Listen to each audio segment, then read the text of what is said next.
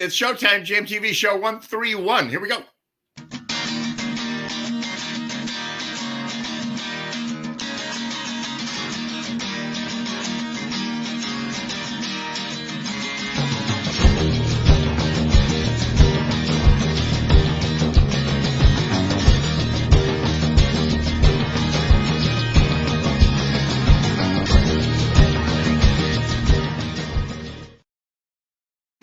I think Will Bear told me that I have to do different music every week. And I was like, that's a great idea. That's great.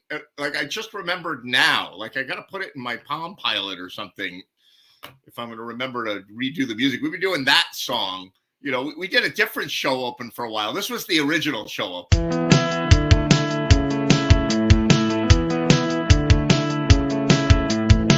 It's my time and I'm coming out to play.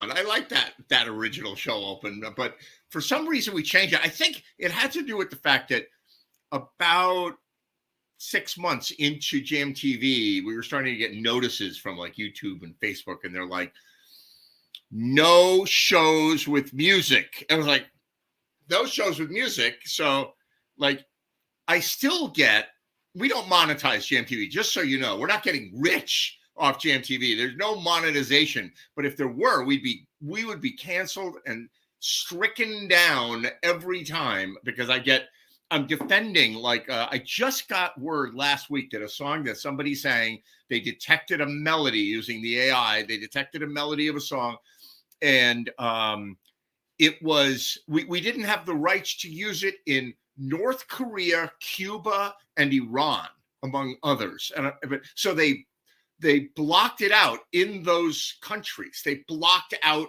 the audio in the thing. And I was like, I will not have our viewers in North Korea. So I disputed the claim. I was like, it's parody and it's for educational purposes. That's why we do this. And they're like, okay.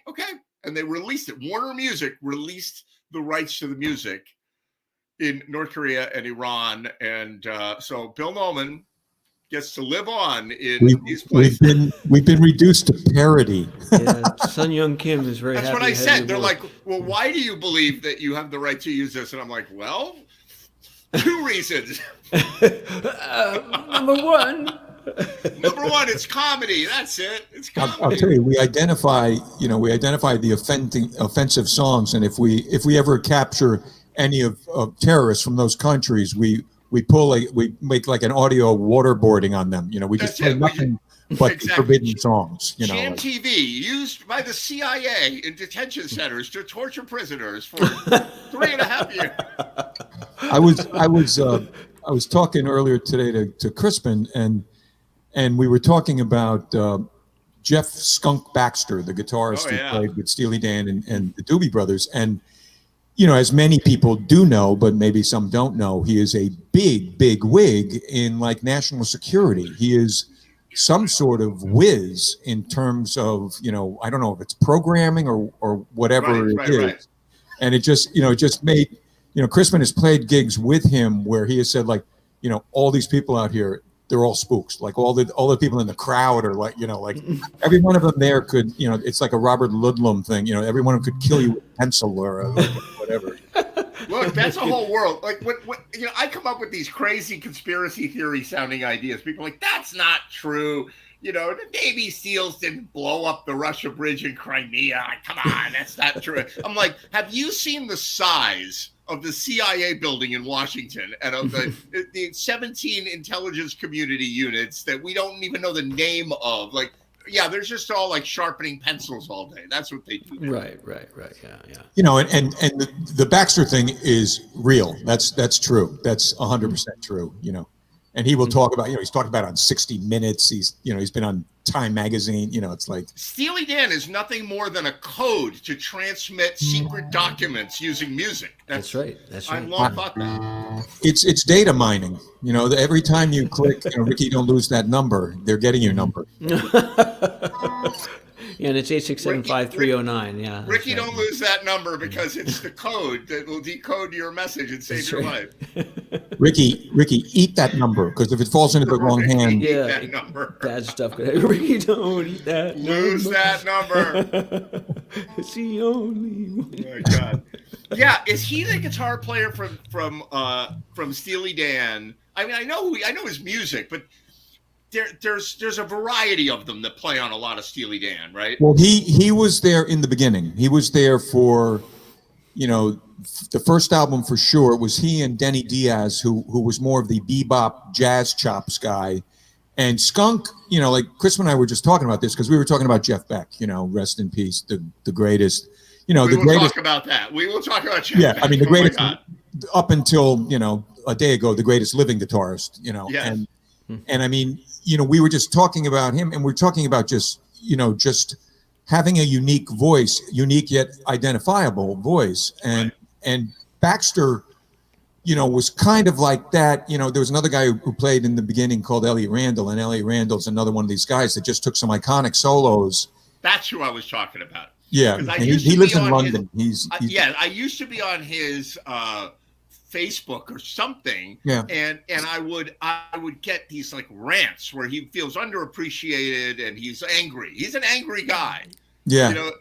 Especially about what he did with Steely Dan. He's like, yeah, I succeeded, but those guys ripped me. Like, had this. I don't remember the nature of it, but he was I was like, I think I blocked him. I was like, I can't take this guy anymore. Right? I think he might have been the guitarist on Reeling in the Years. On My Old School. My Old School, maybe. Yeah. Okay.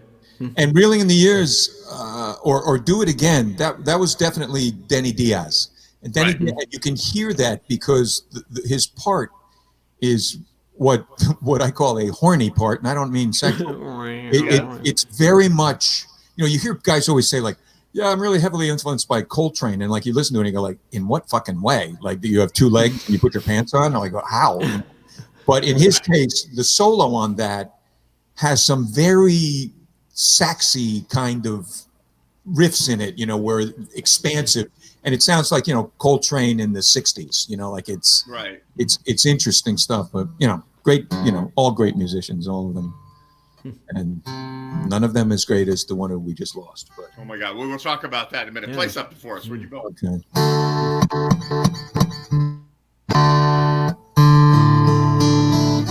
There's a land where I've been told every street is paved with gold, and it's just across the borderline.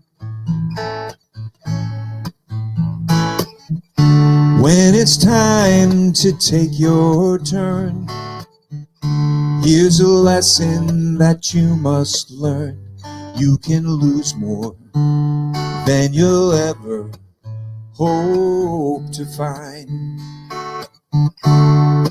When you reach the broken promised land, and every dream slips through your hand, you'll know it's too late to change your mind. 'Cause you paid the price to come this far, just to wind up where you are, and you're still just across the borderline.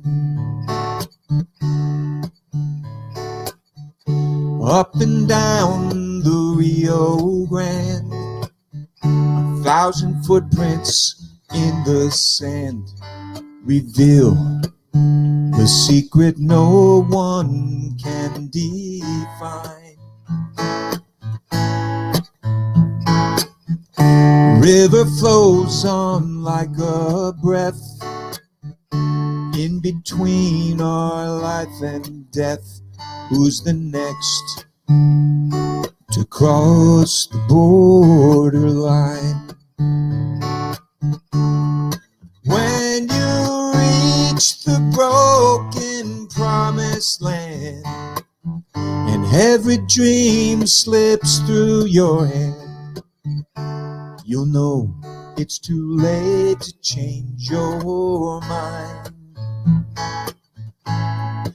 'cause you came too far to come too far, just to wind up where you are, and you're still, oh, it's across the borderline. Hope remains when pride is gone, and it keeps you moving on, calling you across the borderline.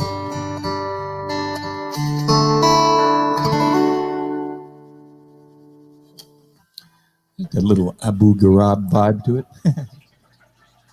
Oh, is that Dave? Cool.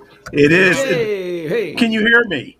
We Yeah, can. Yes. we hear you. Oh, Bill, beautiful, my brother.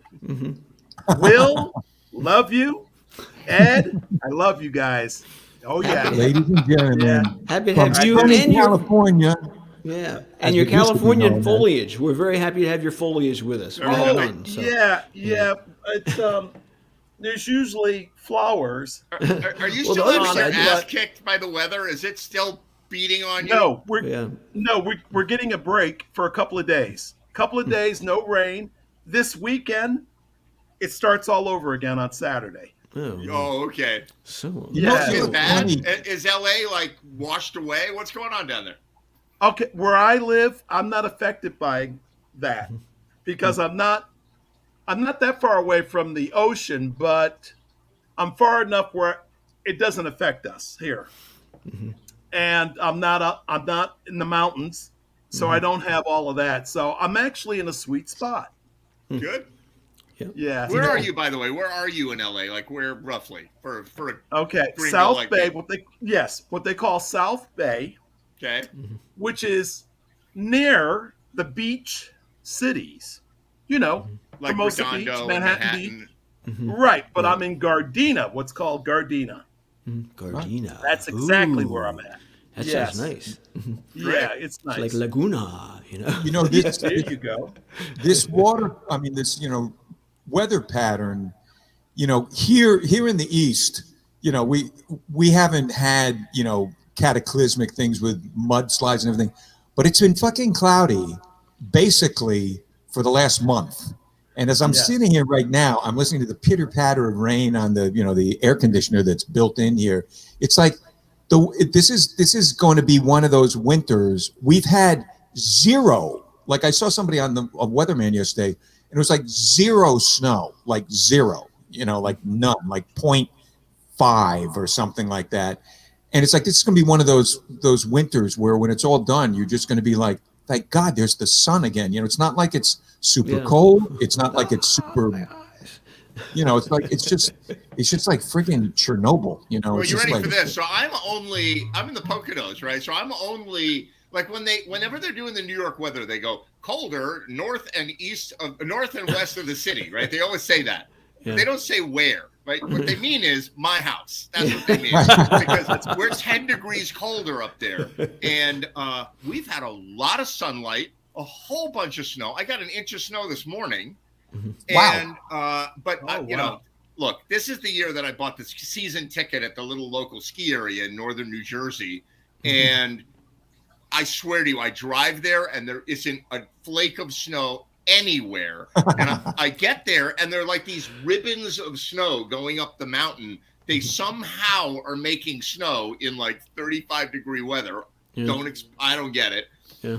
And, so I've seen my share of snow. I've been skiing 4 times this year, but Fairfield County's getting that foggy, misty stuff off the just water. Nothing, like my friend who owns the Darien Sports Shop, it's like, this is deadly. Like warm weather in winter is deadly. Nobody wants to rent skis. Nobody wants to buy parkas. Nobody wants to do any of that stuff. Oh my God! So I bought skis last year too. I bought skis the minute before the pandemic happened. The minute I was like, I'm gonna get back into skiing, and then bang, like everything was closed. And so I bought some nice skis. I got with bindings and poles and boots, and I was so happy. My ski package is ready, and I maybe skied on it once or twice, and then the pandemic hit, and so this year I was like, okay. I get what you have to do at the ski area because you have to park about a third of a mile away. Yeah, and then and so you're not carrying your stuff and your boots and people walking in their ski boots like you'll die. And so what you do is there's a little traffic circle up front and they got ski racks. So you pull up to the traffic circle, instead of dropping off your kids, you drop off your skis and your boots and you pray that nobody will leave with them. And then you go park and then walk back, like 10-minute walk back, no big deal. And so the other day I go skiing and I'm like, oh, I had a gig or something. I must have taken them out of the Mini and put them. I was like, where did they go? Like, it was like before Christmas that I went skiing. It was 2 weeks before. And I'm like, oh God, I left them at the traffic circle after skiing last time. So I go into the kids that are working inside and I'm like, and they're like, they're probably stolen. We don't have them. We don't know what you're talking. I'm like, no. Somebody put them somewhere. Nobody's stealing my size 14 giant Sasquatch boots, And so I looked everywhere and guess what? They were sitting by the front door where everybody walks into the lodge. My boots and my poles leaning up against the wall. Wow. In the lobby, so my faith in humanity is restored. Yeah. Wow. There are good people out there. I went to Mohawk Mountain, I think it is. Mohawk Mountain. Does that sound familiar?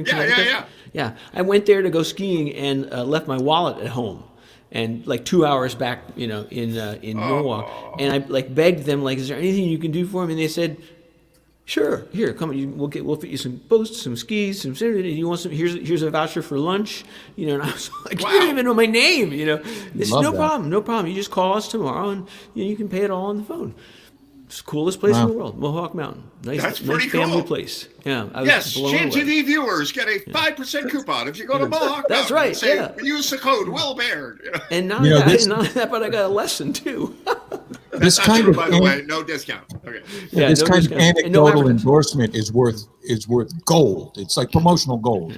Although on the other hand, we could be cut out of Korea and South Iran and before the show, Ed was talking about censorship on YouTube. Censorship, we won't get Warner Music, the evil capitalists shut us down every week. I get a nasty note. You've been blocked in these countries. I'm like, what? So anyway, Bill Nolan, do another song. Get us blocked. Do something really great. Something really great. Well, the bar is a little too high there, but.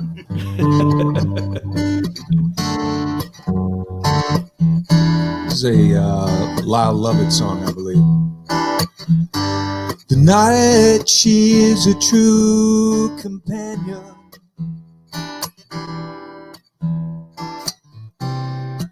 They shuffle in.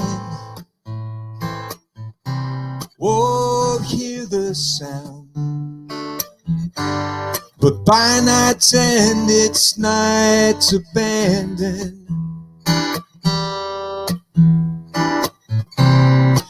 You look across the floor. Oh, ain't nobody around. Like Jam TV. Closing time. Unplug them people and send them home. Closing time.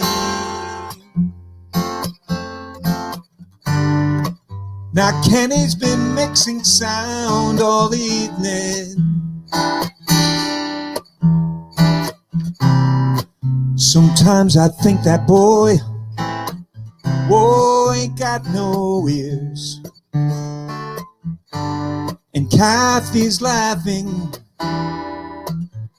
Kathy's always laughing. Keep on laughing, Kathy. Just make it out of here. It's closing time. Unplug those people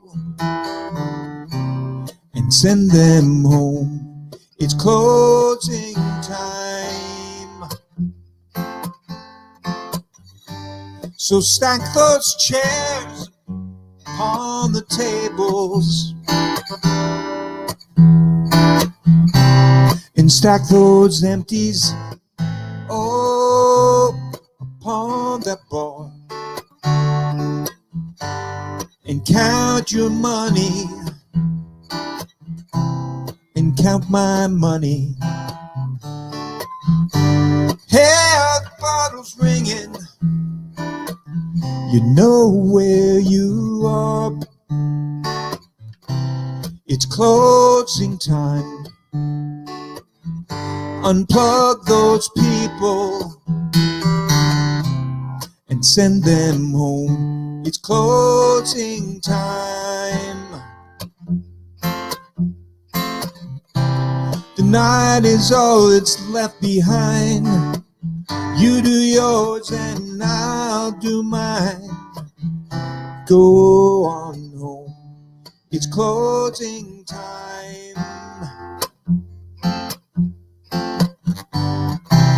It's closing time.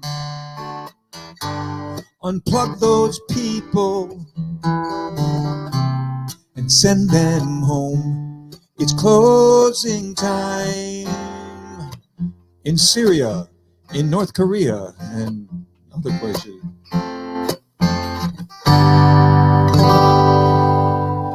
Yes, it's closed. Yeah, last call, yeah. I'm gonna get Ja, like, beide sind flagged. heute Abend ja sehr gut. I'm gonna be traveling. I'm gonna get flagged and taken to a detention center for That's this. right. I know Yeah. it. Ed, no. It's that guy. Ed, train. Speaking There of he is. detention centers, International copyright fee. Randy. Hey guys, Randy From the Stone. basement. Randy. how are you boys? How you Good to doing, see you. Randy? I'm doing good, man. Welcome back. How are you, lad? Good to see everyone.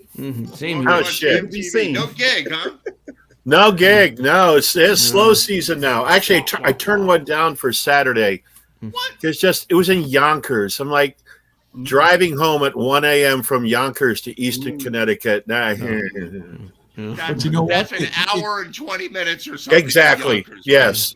Yeah, If you with time it right- maybe a cocktail or two in me, and you know. And If you time it right, you can hit the 9th at Yonkers Raceway. You know, and I'll tell you, make the whole But thing it was a worth fun. It's a fun band. I really wanted to do it, but I could not rationalize this. Even I. Yeah, But I when they're feel like you've been driving, working a lot.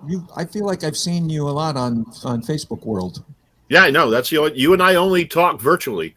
Yeah, right. But I mean, I feel like I've seen you have gigs. You've Like, had it, gigs. it is true that the one time I went to see Bill live, it was great. It was at the Horseshoe. We did not talk. We did, and we came back on Ed's show, and then we caught up. It's weird. I saw Bill Noman the other day in the flesh, and we were standing there talking for a while, and I was like, Yeah, right. how do I click him off? How do I, Bill, you should have just freaked him out and gone.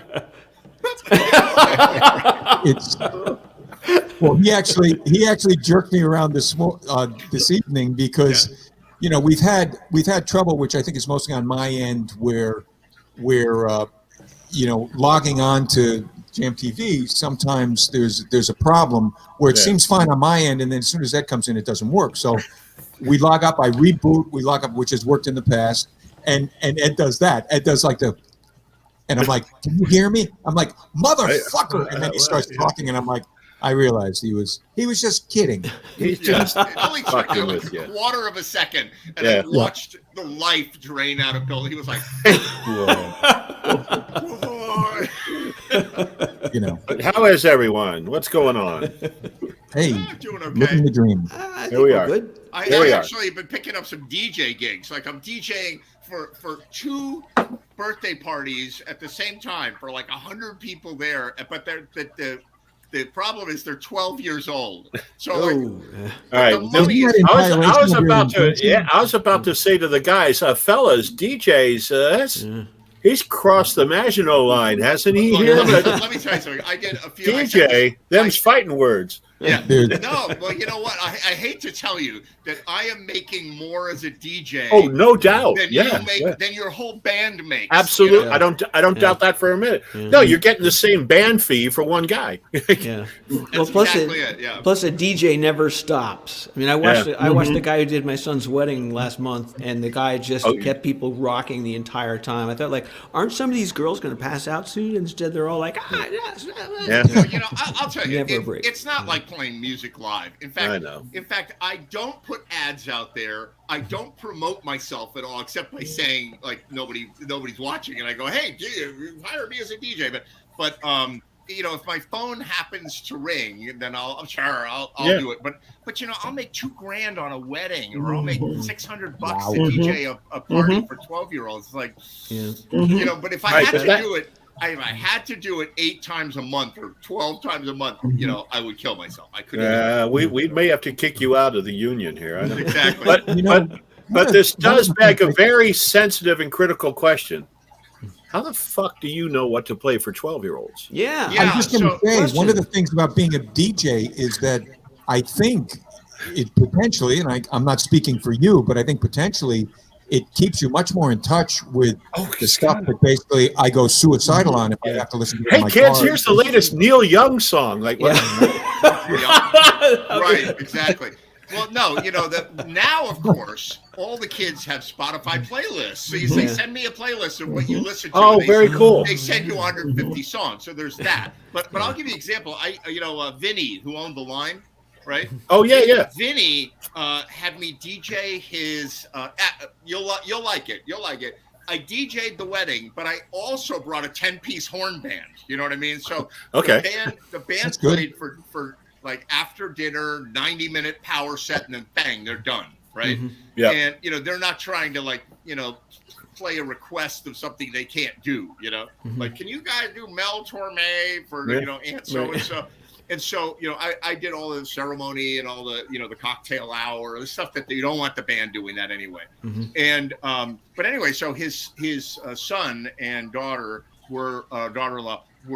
They sent me a list. They said, we're going to send you a list of exactly the song. And I was like, because they don't know what works at a wedding. I don't know. They sent me the list, and it's my wedding list now, period. Really? It's the best list I've ever seen. And so you collect lists and playlists, and you get to know what works and what doesn't. And do you work off a phone when you're there? Are you working off the phone? No, you can. You can DJ on a phone, but no, I've got special software. It connects to the cloud, so you can get any song. That's the trick. You can play anything in the world, right? But you have to play the right one at that moment. Yeah. And I have to ask this too. Do you ham it up with? Are you like, all right, and now we're gonna move? Nope.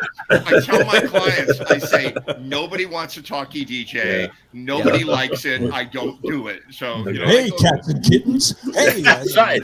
Oh, I've got my radio voice. It's like the Major D has requested that 6 go up to the. I'll do that, but it's the heater with the heater, the boss with the sauce, ladies and gentlemen. But a couple months here's a young man who just got out of the joint. His latest record. Exactly. No, I don't do any of that.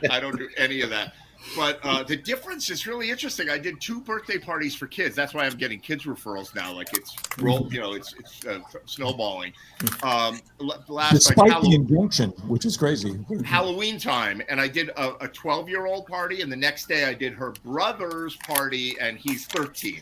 Wow. And the difference between 12 and 13, like the 13-year-olds are listening to hip hop and hard banging stuff, and their girlfriends look like what I've seen magazines with women. They look like those girls. Yeah, right? Don't look at their girlfriends, right? But the 12-year-olds are still sweet. They're 11 and 12. They're like, but it's interesting. Like DJ, there's DJ, then there's priest. Like it's like that in the. Yeah, right. But anyway, so I'm doing that tomorrow. And I pick up the odd gig, the odd private party. I haven't been playing publicly at all, and I'm like, I have been. Up until really December, I was the busiest year I've ever had. Yeah, that's good. 44 gigs across 12 bands. I was fucking busy. Wow, amazing. Yeah. That's the thing. You got, and so do you basically rehearse all these bands? None. Except the few that I'm in. No, I get a list. If they're kind enough to give me the list, I know a lot of songs at this point for obvious reasons, and a lot of them are repetitious. Where I got into trouble was a band. Yeah, I don't know him well. He's like, could you do some of the Reading Roadhouse? It's like a Tuesday for a Friday gig. Yeah, sure. So it was like 90% Grateful Dead, and I don't know the Dead. I don't like the Dead. I know that. I don't play the Dead. I'm like, fuck. I may have mentioned it on this. And like even when it got to a cool song, The Thrill Is Gone. Oh no, it was the Jerry Garcia version of The Thrill Is Gone. Right. Like, God damn it! Can't we? It's got four modulations. Yeah, they don't make sense. No, I probably put in more time for that gig for less reward than any the ROI emotionally and financially. But no, most of the time the lists are, is it going to be more 80s? Is it going to be more classic? Is it going to be more dance and pop? Or, almost every gig I do, people want to dance. People want to dance. I do like the Dead, but I like them in a very, very narrow parameter. Like the last time I saw them live was 1972. Like Pigpen was still alive. So that's the last time. And that group I'll defend. And actually I like their bass player a lot. And I don't know if that's terrible for you, but whatever. But the funny thing is, I should be so successful and talented. I just don't like them. That was the only shit you played. You would have a career for the rest of your freaking life. There are in Rowayton, there are no less than 4 Grateful Dead bands. It's like at 4th of July. My band with Crispin and Eddie Wright and Tiger or Mike Marble. We used to play the fireworks there.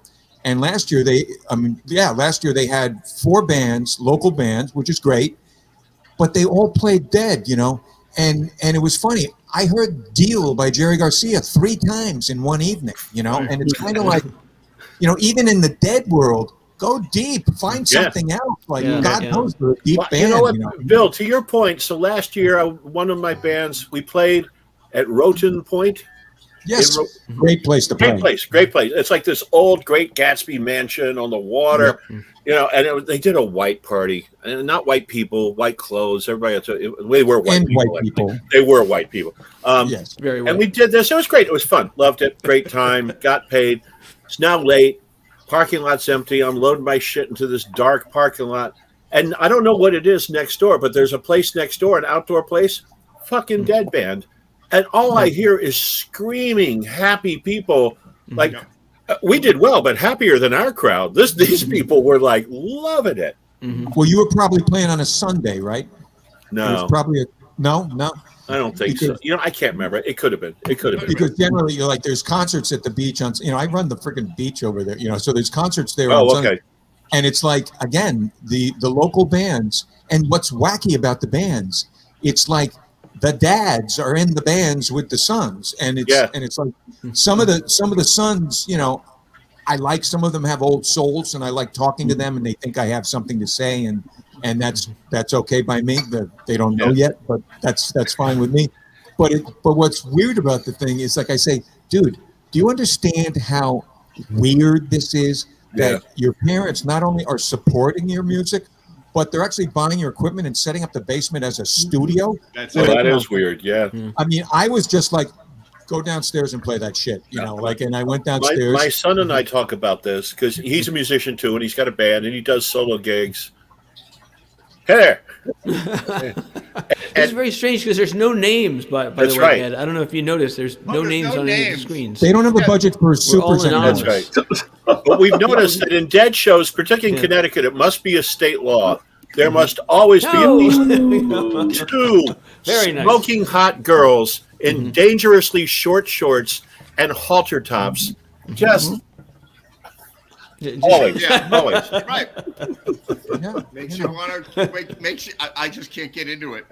Where's Dave Lindsay when you need him? Like Dave Lindsay is rocking it out at his Dead band. I get it. I mean, I get it, but I don't get it personally. But I understand it. It's no, but I mean, it is literally a phenomenon you cannot ignore.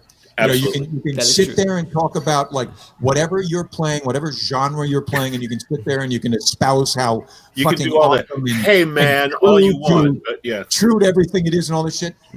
I got news for you. Get a freaking Grateful Dead cover band, and you will work forever. You will get booked everywhere. Yeah. That being said, I auditioned for a Grateful Dead band that will remain nameless. You did? Really? Yes, I did, and I went to the audition in a $12 million house, maybe a $15 million house, and the guy was talking about flying his jet to Aspen, and we couldn't do gigs in February because it was going to be in Aspen and whatever. I'm like, this is the Grateful Dead crowd now. Yeah, it is. Well, but honestly, like what the hell, like I to me it's just like That's the world now. That's not the Grateful Dead. Yeah. What's ironic is that a band with the name Dead in it has music that's like never gonna die. I know. Our children's Yes. will still be Never like Gonna dancing Die Jerry band, Garcia yeah. tunes. Give the public what they want, man. You know. Oh my God! Yeah, So that's right. Bill Noble, do one more song. We'll do a few, and we'll keep the conversation. I like to do a going. couple. It's a medley. It's a dead thing that starts really with a couple of songs, and then it goes into space, time, and Space drum. Jam, yeah. And Do it goes a into the 45-minute rest song for us. Yeah. Yes. And we want a little Yoko in there too.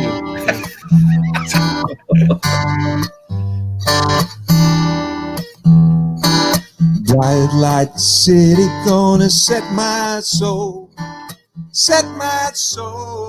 on fire. A whole lot of money got ready to burn. Get those stakes up higher. Well, there's 1,000 pretty women waiting out there like a Grateful Dead concert, and they're all living devil may care. And I'm just the devil with love to spare. Viva Las Vegas. Viva Las Vegas. How I wish that there were more than 24 hours in the day. 'Cause even if there were 40 more, I wouldn't sleep a minute away. Oh, there's blackjack and poker, the roulette wheel, a fortune won and lost on every deal. All it needs a strong heart, nerves of steel. Viva Las Vegas. Viva Las Vegas. Viva Las Vegas with the neon flashing. You're one on bandits crashing and hopes all down the drain. Well, viva Las Vegas, turning day into night time, turning night into daytime. And see it once, you'll never see the same again. I'm gonna keep on the run. I'm gonna have me fun, oh yeah. If it costs me my very last dime, I'll always remember how to swing in time. Well, I'm gonna give everything I got. Lady luck, please let the dice stay hot. Let me shout 7 with every shot. Viva Las Vegas. Viva Las Vegas. Viva Las Vegas. Chickened out.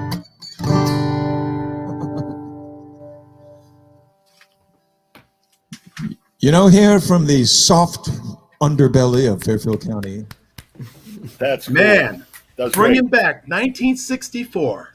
Wow. Is that what it was? Elvis Presley and Margaret. I love it. Oh, and Margaret. And Yes. Margaret. I mean, honest to God, Anne Margaret, like, to me, was like the crush of crushes. It was kind of her. And I don't know if she came before Ursula Andress, but it was like sort of the two of them, like Ursula Andress and Dr. No, and then Anne Margaret. And like, if you look at the YouTube stuff of Anne Margaret just getting wiggy on TV variety shows, oh my God, it's unbelievably, it's funny and cool and sexy and like, Anne Margaret in Bye Bye Birdie. My God. Yes. Mm-hmm. Yeah, you know why? Bye bye birdie. The reason, of course, that they're so unbelievably spectacular is that there were 4 channels on television, and there was the movies. There was a movie once in a while, and so if you got picked to be in anything, you were amazing. Look at Morticia Adams, and look at the Elizabeth Montgomery from Bewitched. I Dream of Jeannie, Barbara Eden. They were like the pinnacle of good-looking women. And now there's 10,000 roles for everybody, and so you got to dig deep. Yeah. Well, also too, the production values and I assume the budgets, because the relationship in early TV between the sponsors and the creative, it was literally right up front. It's the Gillette Comedy Hour. Absolutely, yes. Like this. I mean, even Lucille Ball was one of the best looking women in the world. I mean, the production numbers. They got the Alan King show. What Live from the Hollywood Palace, and they have like the Rascals there. Yeah. Playing like the Rascals, like from the Little Rascals, like they're coming out of like garbage cans and stuff, and it's just like, what the hell, and of course Ed Sullivan, like Ed Sullivan. The one when they're in those horrible costumes with the beanies and I mean, they play great, but they're great. I mean, grown men. I think we talked about them last week. It was just grown men. They were. Oh, really? Yeah. They were. Speaking of Elvis, I watch a lot of Turner Classic Movies, which is where you get to see like a hot young Yvonne DiCarlo, Lily from the Munsters, and Carolyn Jones, who Mama in her day. Yeah. They had on the Elvis movie, the tour movie, 1972, which I had never seen, and it was riveting. It was fascinating just to see. Obviously, it was fat, bloated Elvis, not right before, close to when he was dying, not when he died. Son of a bitch put on a fucking show. Yes, I know fat, bloated Elvis. He was still Elvis. He put on a show, and that fucking band. I mean, James Burton. I forget the bass player's name. I should remember him. He's a monster. Elvis's band. How old are you, actually? What? Ronnie Ron Tutt. Fucking Ron Tutt. Jerry Jeff. Ron Tutt, who started off every concert. It just followed him from show to show to show across the country. Right. That always. That's right. Like, holy crap. Even that whole That's right. It's like, holy shit. Yeah. I'm gonna go back and watch frankly, to me, Fat Elvis was at least relatable. Like Comeback Elvis, I was like, shit, I'll never look that good again. Oh, Comeback Elvis in the leather suit. Oh yeah. Well, that shows. I ain't gay, but that's a good looking dude. That's There's no judgment here, Randy. That's all right. That's right. We're open-minded. 10 million Elvis fans can't be wrong, or whatever. Yeah, exactly. Will Baird, play us a song, will you? Oh my God! Please let me. Yes, go ahead. Follow that, now. Will Baird. Follow that. Set you up for that one. I'm so glad I missed the early '60s. You're wrong. You're wrong. Let me tell you, Will, the best time. It was the best. Oh man. Yes, you're right. You're right. You and I were the Genesis. kids on the show. You and I. Everything else I watched was like derivative of 1960 to 1965. I mean, how old are you, Randy? Nope, he froze. I'm 66. Okay. You're obviously sensitive about it. You're what? How old are 56? you? 66. I'm going to be 72 in a month. There you go. Wow. You wear it well. Oh, crap. That's right. And Lorenz, how Man. old are you? And I'm not picking on you just because you look my age. I'm 66 also, actually. There you Okay. go. I'm going to be 72 in 14 years. So Dave, you're a baby. You're a baby, I know your older siblings. You're a baby. Like I said to you before, Bill, when we were growing up, it seemed like we were all in the same, Yeah, some neighborhoods. but that's because I'm 69.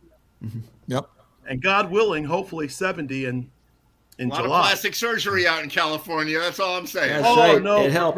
brother, this is Hello Natural. But Bill, yeah, my older brother.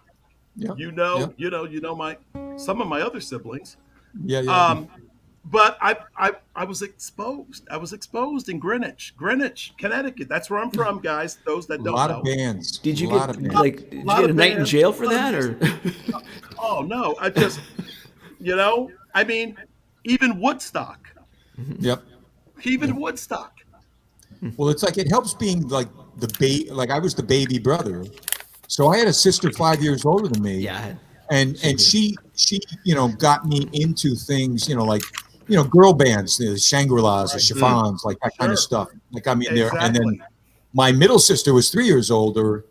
I sort of, Peter, Paul, and Mary kind of came in there. The Everly Brothers I got on my own. Elvis I got on my own because it was undeniable. Because you saw it on like Ed Sullivan. But it's great to have older siblings with the pull. They would pull you up into places. And then once you were there, the quality was so undeniable. If you had one musical bone in your body, it's like you couldn't ignore what you were saying.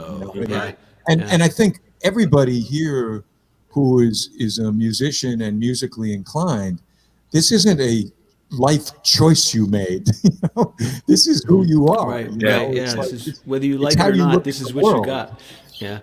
I go to ShopRite and all I do is like listen to the music and whistle, and there's all these people come up to me and they go like, wow, you must be really happy. And I go like, on the contrary, I'm somewhat suicidal in the mornings, but honestly, I just like to whistle, it's like. And the music at ShopRite is pretty banging right about now. If you're music at ShopRite is really good, And the radio was my friend. I had a radio with me all the time, by my bed. Went to sleep, woke up with one. I was addicted to stupid AM radio, while everybody else in my age group was listening to cool bands like Traffic and stuff. I was still listening to 77 WABC. I was still listening to crappy AM radio. Yeah. Well, we didn't really realize here, because radio was such a big part of the area. If you grew up in this area, it was such a big part of it. WABC and MCA and all these other stations. But we didn't really realize how shitty our radio was. We didn't really know that. If you lived in freaking Memphis or Chicago or like Detroit, you would have been hearing stuff that was off the rack, and great. Actually, as a child, I spent 3 months in a hospital in L.A. and I listened to L.A. radio. I was like, KHJ and KRLA, and what was the other one? KTLA. These were, and they would have the bands on. They would actually have the bands come into the studio and chat up and stuff. Now, I thought they were good bands at the time. They were shitty bands, like Paul Revere and the Raider. Like, who fucking cares now? Whoa, it was cool. Oh my God! Oh my God! He crossed the line. Whoa! I'm bleeding out. Dude, right now, Will Barrett's going to do Cherokee Nation. Go ahead. Magic carpet ride. Kicks? Are you kidding me? I just had to play that on a gig. I'll just let you know. Me, like every garage band that I knew, like in the beginning, you were playing Kinks and Stones, Animals, Yardbirds, that stuff. Zombies. But you might have played just like me,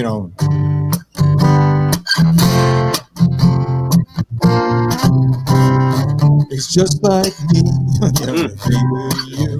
Like that was a big ass garage song for people like me who couldn't really play, but you could play 4 chords, I'm just saying, with a little time. Don't ever badmouth. Oh my God! All right, Will Bear. Speaking of costumes, before this breaks into a fist fight, please. Right, just to save us, here we go.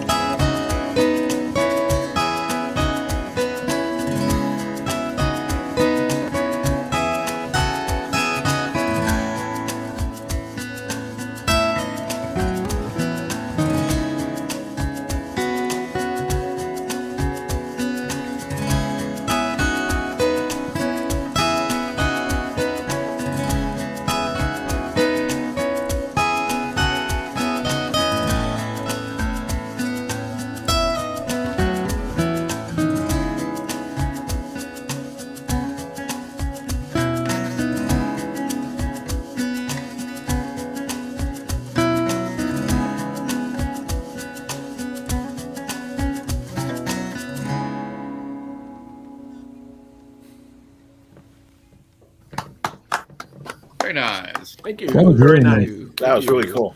Very get us nice. out of the Will. 60s. I had to pull us out of the 60s. You know? Yeah, right. Yeah. Will, I have a question. Yeah. That microphone that you're using, is that an AKG C414? That is exactly what it is. And I swear you've got an eye. Okay. Yeah, it's really Well, not I made used for to work this. for the but, company. I yeah, used to work for the company.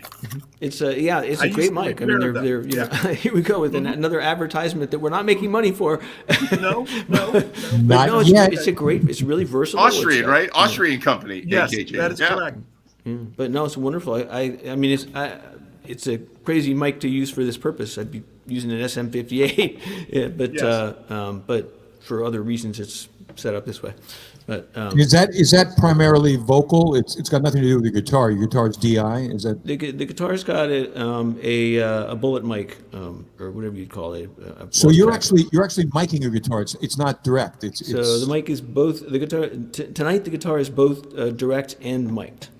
Last week it was always just the best. That's the best. just That's how you get a direct. great sound. So yeah, When you lay down that bass track, what kind of strings do you use? I use Are they flat round bass wound strings, or yeah. flat wound? I had to do it. You're going to geek out on microphones. I had to do that. I missed that Yeah, night, it's so it's like great. for 2 years now I've heard that joke and I don't know what it's about, but I don't want to ask. It's like, it'll be like a 15-minute Neither do story. we. Don't worry. Warning, Will Robinson. Warning, Will Robinson. That's right. Go back to episode 56. Somebody must be categorizing these somewhere. There's somebody on some planet who has nothing else to do, who's like, I'm in life imprisonment anyway. I may as well categorize what songs have been played on JMTV every You night. missed the famous bass nights that we had. I had like 6 bass players on the screen. Oh my God. And I was playing the anti-bass guy, right? Like I actually, deep in my heart, believe the bass is one of the most important, if not the most important It is instrument. Yeah. I believe that. It's not a question. But in fact, Right there were after the 6 of agent. them, and they started going off on. Well, it started innocently, but you were no help because you were throwing out every bad bassist joke that you knew. You was and then it did start out. It got a little like right on the edge, and then just to mess with that, I went, "Hey fellas, you guys want to geek out on bass gear for 10 minutes?" And you see, I'm like, no. It went on for like 45 minutes. It was like, and then You left. the cable. And what You kind of left. jazz- You left your own show, and we just continued on. And you came back, and we were still geeking out on bass gear. That sounds about right. Let the record show that Randy has 3 more boxes here in the thing to alienate. I'm just saying. Yes, I've got to tick them all. That's right. Lorenz, watch out because he's an anti-parroter as well. That's all I'm saying. Anti what? Parroter. Like parrots, like birds. How could anybody be anti-parrot? Oh, I hate. Am I the only one who's Parrot, seeing the right? freaking parrot on Lorenz's shoulder? Boy, if I had a parrot, I mean, when you live alone, you don't even think about what you're saying to yourself or the volume with which you're saying it. If I had a parrot, God only knows what would come out of that thing's mouth, if anyone came to the house. It'd be like a sailor hallucinating. I mean, it'd be bad stuff. Oh my God. Really Will bad Barrett, I stuff. know you got to go, so play one more song. Yeah, I'll do one more sad, weepy, longing song for something. How about But that? Will, do you have to go because you're in physical pain right now? Your back is. It's a combination. I got to get up and walk around every now and then. God, that's awful. Sorry to hear that. Is this just an Right. injury, or you're It's, getting old like the rest of us? A combination. sorry. I still don't quite. But I'll say I'm going to go with a combination. I won't It's say either that that or he's it's the getting youngest old guy really on the show. painfully. I won't say that. Don't worry, but, don't worry, Will, because it just gets way fucking worse than it is right now. That was what I was afraid you were going to say. Yeah, it's like, man, Yeah. I was listening to you saying 72, and I was thinking, I'm just hoping I make it to 72. Well, Okay. listen, You will. So am I. It's still a month away. Unlike the way that I play it with bass players, I'm going to give you some encouragement right now, right? So I had a bad back in my 30s, and I mean really, really bad. Like I was limping around, and it was bad. It went on for like 10 years, off and on. And I had a guy find what it was, and it was like a little crystal in a muscle that he worked out, Yeah. and I never had back pain again. So Yeah. You never know what's going to happen. Yeah, that's doctors. I remember talking to a doctor a long time ago when I first met him, and he was saying we were just sort of getting a conversation about medicine and so on. I used to be an EMT, and so we had a little bit of medical, and we were talking about, oddly enough, about why, like, how you give people bad news. And he was saying you never want to say something absolute. You just don't, because you don't know, for sure. There could be that one person out of 100 who winds up being fine, So you don't say, like, something absolutely, you've got 6 months to live, that kind of thing, right? Right. My dad's perfect example. He was told he had 6 months to live, and he lived 5 years. He was like, fuck you. I was like sailing in his boat and doing all this stuff, So he says this about bad news, right? 3 years later is like a few months back, and he says, I can tell you, I am absolutely confident that you're going to have a complete recovery. And I thought, holy shit, don't say that. Like, I don't believe you just told me that. It's like, and then the next guy I go to, a physiatrist, which I'm still not sure what they do, says exactly the same thing. I am absolutely confident you're going to see a complete recovery. So and this was like a year ago that they said that. So I've now gone back to them and said, okay, you told me a year ago that this was going to be like a complete recovery. And I'm like, really not a lot better, And each of them had their own answer, and they were hilarious in their own way, because it was just we didn't say when, Mr. Baird. Well, exactly, yeah, that's right. Do you ever do you ever go to chiropractors? Do you ever do that? I did. It was like having CPR done on the lower back. It was the most painful thing I've ever had in my life. Wow. Okay. And it was like the head of the Osher Center, which is the integrative medicine section of Mass General Hospital, which is the number 2 hospital in the country. So you'd think that the guy knew what he's doing, but you might want to go full on quack, because honestly, like I feel like having the AMA involved is not necessarily a good thing. And I had a subluxation of the 5th lumbar vertebrae, which was, it was like the proverbial knife in your wait, I thought you were kidding. That's a thing. No, it's a thing, and this girl, I'm at a meeting, I'm showing a storyboard, and I move this much, and suddenly it's just like, and they're like, wow, you must really be interested in this idea. And I'm like, no, I can't move, And this girl took me to this chiropractor, and the first time I went there, I walked out of there feeling 50% better, which I thought was like amazing. Yeah. And it started a relationship. Unfortunately, I was living in New York at the time. The guys that I was working with gone away, and I've never found anybody out here for those times when you have like something going on and you just need a little adjustment or something. But I love, just like cracking your knuckles, I just love that thing. If you get somebody who can really like move the vertebrae around, I like that. But it's not for everybody. Well, my favorite reply when I said, what's the deal? A year later and so on, and the answer was, and they basically what they said was, after 6 months, if someone hasn't responded to things, we kind of conclude that it's chronic. And that was when I said, well, now I just have to ask, what, you said complete recovery, and he said, well, you need to understand complete recovery. What that means is that you're going to be generally you'll be fine, but you'll have some setbacks, and we'll treat those setbacks the way we're treating your current setbacks. Oh, jeez. And I said, well, you're treating them with fucking drugs that are like making me a zombie. I can't be on TV. I can't say stuff. Can't drive. Perfect.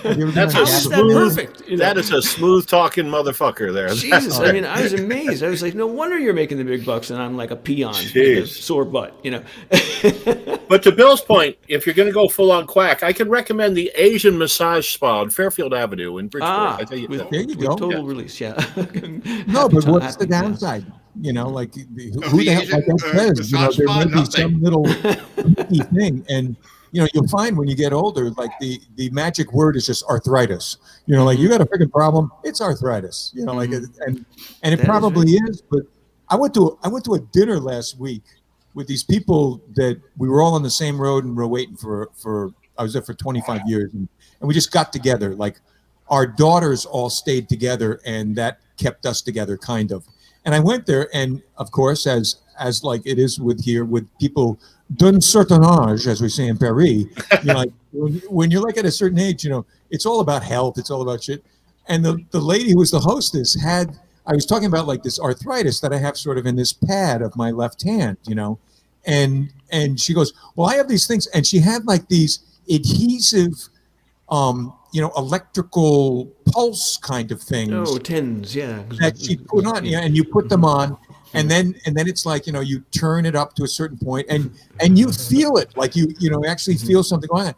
And I gotta say that it works. It works to some, stimulating the muscle, stimulating the area. This bass hand, these fingers, this bass hand. I've been to hand therapy twice. Yeah, because it was getting to the point where I was getting locked. Trigger finger and fucking stuff, worked. Yeah. I mean, it's I'm sure someday I may have to have some procedure done, but I do this for 2 or 3 months and it buys me years. Excuse me. I'm not holding that there. It's just stuck there. Yeah, right. Exactly. Yeah. Exactly. It's a miracle. Exactly. But to the point, this hand therapy stuff. For me, it really worked. Yeah.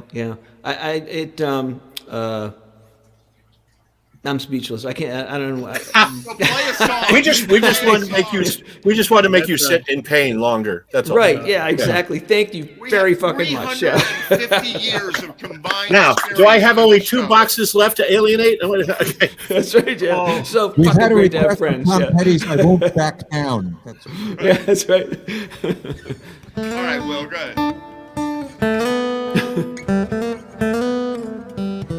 Well, this sounds like the most saddest version of that you've ever heard. All right, here we go. High and Lonesome.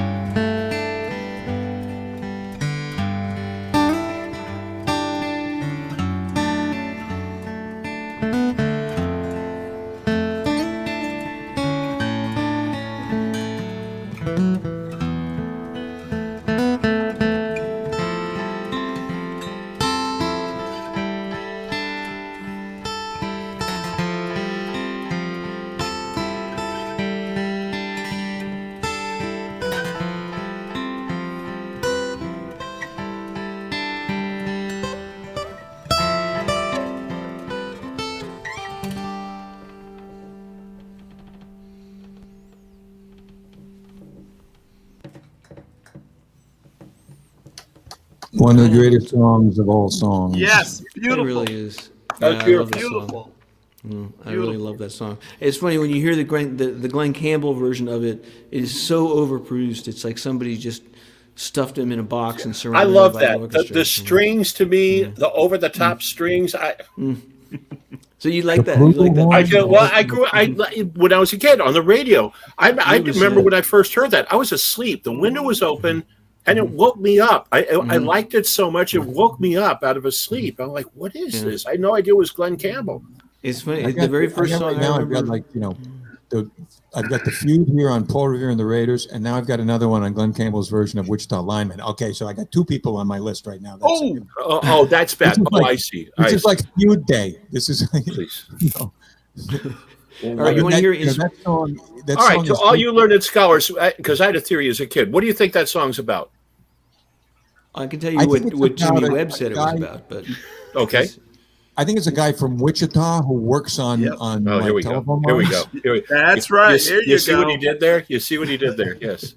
No, I mean, to me, it's about the loneliness of that job. It's about middle America. I think it's about a guy losing his mind. I think he's going out of his mind because he's alone, out on the line. He's scattered. He's like, I know I need a small vacation, but it don't look like rain. And if it snows, that stretch down south won't ever stand the strain. And I need you, and I can still hear you on the line. I think the guy's like, what's happening?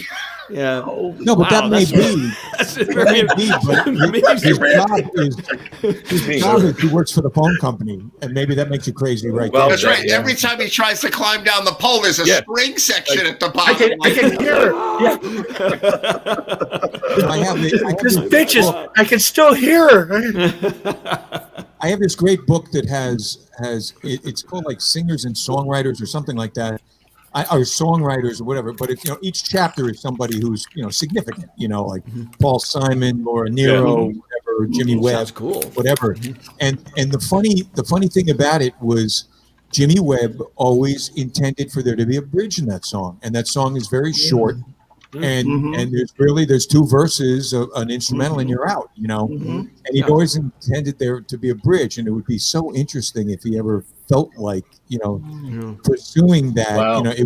It wouldn't sully what he'd already done, but like to me, I would love to hear him, because it ain't like Jimmy can't ride a fucking bridge. No kidding, right?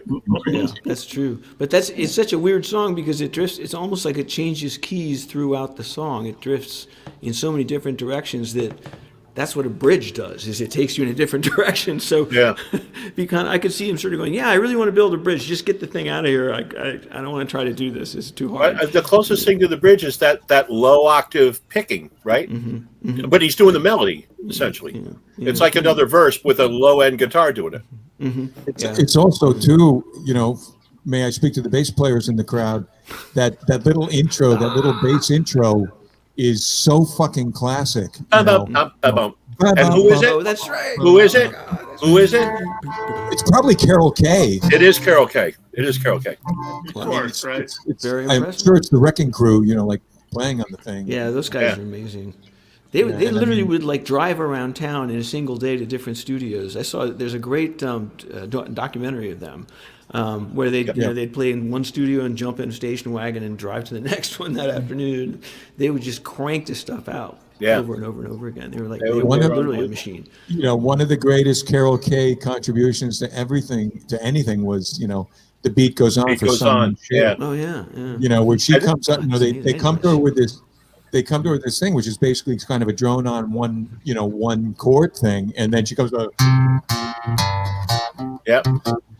But there's also a big controversy with her. She's laying claim to some Motown songs that all the other Motown cats are like, no, that's not her. It's like she's confused, and it's crazy for somebody who keeps such tight logs. She's confused because when Motown made the move from Detroit to L.A., Berry Gordy knew a good song when he heard a good song, and he would have every person in his stable record these songs at the Hope. Heard it through the grapevine. Every guy ain't no mountain high enough. You'd have every person in his stable record the songs. Sort of as a crapshoot. Will this be another hit? Will this be something else? And I have no doubt that she played on a version of these tracks in a version, as you say, but. She did not play, and the guys who directed the sessions, they will tell you that. Wow, who is just landed on? Who is the bassist on Asia? Is it Carl Rattle?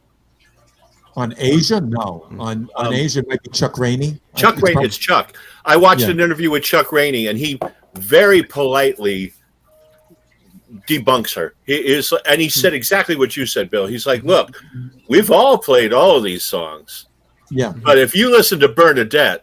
that can only be the Funk Master. That there is no doubt who that is. Don't tell me. He gets pissed. He's like, don't tell me. And he doesn't mention her name, and he's like to the audience, we all know who I'm talking about. You know, to me too, on YouTube you can find the isolated James Jamerson track for that song. I listened to them all, yes. That they then, you know, it's really funny because Motown, there is no knocking Motown on any fucking level, but it's funny when you listen to that thing on YouTube and they start building the track, you know, so it starts with James Jamerson, which is just perfection, and then they add, you know, the drum thing, which is kind of like a, you know, it's got kind of a shuffly, light, kind of almost brushy kind of sound, and then, you know, the rhythm guitar comes in, and there are a number of things along the way, like if you were at Stax, that's where you would have ended it, you know, like, that would have been enough. But then they keep going and they keep building, and it's, you know, it's freaking brilliant. Like you can't second guess freaking, you know, Berry Gordy. There's no way. But it's interesting, that track. Just, I mean, that and Seven Rooms of Gloom are like my two favorite, you know, like four top songs. 7 Rooms of Gloom. There's actually not a bad version on the album that Bruce Springsteen has just done of kind of R&B. I haven't heard that yet. I've heard it's very good. Yeah, me neither. His version of Seven Rooms of Gloom is pretty good, because if you're trying, you know, and particularly as a pale Yank, if you're trying to like emulate Levi Stubbs, that ain't easy. You got a big brass pair to take that on, Yes, sir. You know, and he does an okay job on it. You know, it's so close-ish to the original that it kind of begs the question to me, like, why? You know, but anyway, because that was like Todd Rundgren's album Faithful.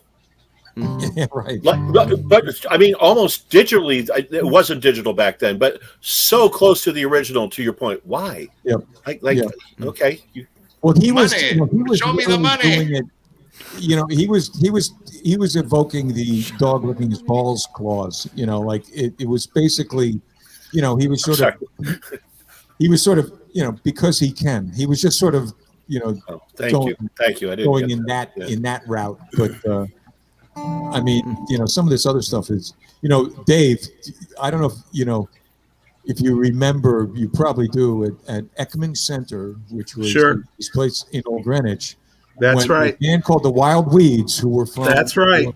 God bless them. Not Hamden, but they were from someplace upstate, and their guitarist, Al Anderson, became part of the classic 4-piece NRBQ. That's correct. The original NRBQ. That's correct. They had a blind bass player. That is right. Chris Hoffner, and he could sing like fucking Paul McCartney or Stevie Wonder. Yes. And they used to do Seven Rooms of Gloom. And it's like, oh my, I know that's what I said. and Lovely Rita, like those three songs, you would just sit there and you just go like, God damn, man, these people. I know. And after he finished each one of those, Bill, I came right up to him, tell him, thank you. Yes. Thank you. I mean, there were some good bands. Yes. Oh my God. Absolutely. All right, Will Bear, go stretch. We're going to do the 7th inning stretch here. All right. I got a great a great hospital music story. If you want me to tell it before I run off, and we'll get your stretch. Then you come back and hang, but do the 7th inning stretch. Okay, so cool. I may swing back. Okay, so I've been playing in a large metropolitan hospital for patients, and they send me up to the ICU. And they say, go up and ask for the charge nurse, which is like what they used to call the head nurse. The doors are locked. There's no windows. You press the buzzer. It's like you're going to go see the wizard, you know. And I press the buzzer and I go, can I speak to the charge nurse, please? And they go, who is it? You know. And I go, my name is Will. I'm from the volunteers. I'm a guitar player. Do you have any patients who would like to hear some relaxing guitar? And they go, come back in 15 minutes. Right? I'm thinking, I'm a fucking volunteer. What do you mean come back in 15 minutes? Right? So I come back in 15 minutes. They go, what is that? You know, I go, this is Will from Volunteer Services. And they don't say anything. Instead, the doors just go, you know. So I'm like, oh my God, you know. So I push open the door, and there's a nurse. They all look angry, and there's a nurse, and she says, follow me, you know. And I'm like, I don't know where she's taking me. And she takes me to this room. I'm changing some of the facts to protect the patient's privacy. She takes me to this room, and it's an older older man. He's unconscious. This is the ICU, so these folks are pretty far along here. And the guy is unconscious, and he's lying with his head tilted back. So I know that, and basically, so I figure I'll just play something mellow, and quiet. That's what they told me to play in general. So the nurse is standing there with her arms, folded, and kind of like, get out of here so I can go do my job, idiot. And I play. I think I actually played. It was something that was like it was like Stand By Me or something that would be like in his generation that he might recognize. And in the middle of it, he opens his eyes, right? And I thought, oh, that's cool. He opened his eyes, And I finished the thing, and I turned to leave, and there's like 6 nurses in the doorway. And I'm like, excuse me, I got to get out of here before you make me do something else. And I asked the angry woman and they're all like, oh hi, hey, this is great, but not like in that kind of way.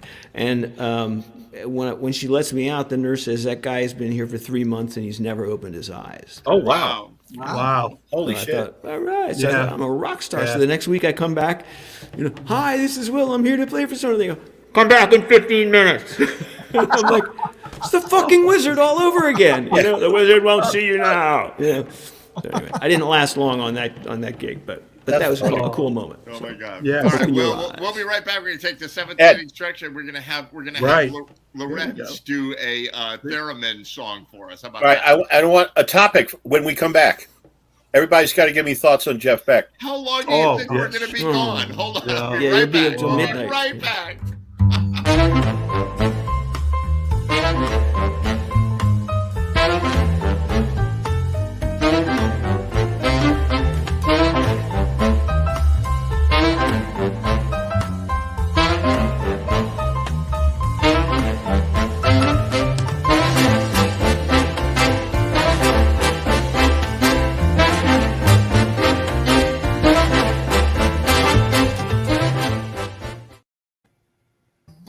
There it is.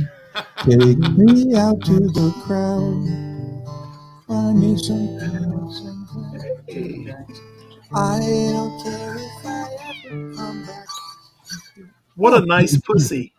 Oh, great. Woo! I mean, the neighborhood. Los Angeles. You went through. I'm sorry. I know. Bill. Bird. Look at that pussy. Yeah, that's Ed. Anytime. Beautiful. Becky. I wanted to see Lorenz's bird. Oh. Lorenz Hey, disappeared. put the bird on the pussy. Yay. No. That's right. Sweet baby. Yes. I brought the cat to see your bird. Yeah. Well, I had to. It was well past her bedtime. I had to put her in her cage. Oh, right. But she you have that theremin fired up? Sure. Let's hear something. All right. So you're going to think I'm just trying to do a segue. I'm not. Okay. But of course, Jeff Beck passed away yesterday. And one of my great idols. I remember I was listening to Elvis and Earth, Wind and Fire and Stevie Wonder and things like that, and tie a yellow ribbon around the old oak tree or whatever you listened to in the 70s. And then I was in boarding school, and my stoner roommate turned me on to Blow by Blow by Jeff Beck. And I listened to it, and I just, thought I was tripping. I'm like, I've never really heard anything like that. Like, what is this weird record that you stoner dude have?